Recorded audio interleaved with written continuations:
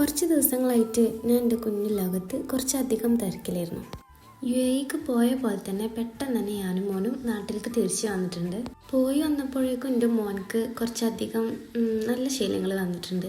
മോനക്ക് ബിരിയാണി, നെയ്ച്ചോറ് ഈ പറഞ്ഞ സാധനങ്ങളല്ലാതെ വേറൊന്നും കഴിക്കൂല. അങ്ങനെ അധികം ആർഭാടങ്ങളൊന്നുമില്ലാതെ ഞങ്ങളൊരു ചെറിയ ബിരിയാണി വെച്ചു.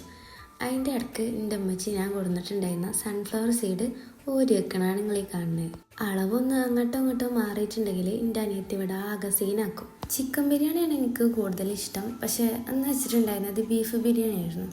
ആർഭാടങ്ങളൊന്നും ഇല്ലെങ്കിലും ബിരിയാണി അടിപൊളിയായിരുന്നു.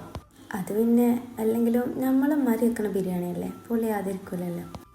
അനിയത്തിക്കും മോനും വേണ്ടിയിട്ട് കുറച്ച് ബിരിയാണി അതും മാറ്റി വെച്ചിട്ടുണ്ട്, അധികം മസാല ഒന്നും ഇല്ലാതെ. എൻ്റെ മോനക്ക് തീരെ എരിവ് പറ്റില്ല.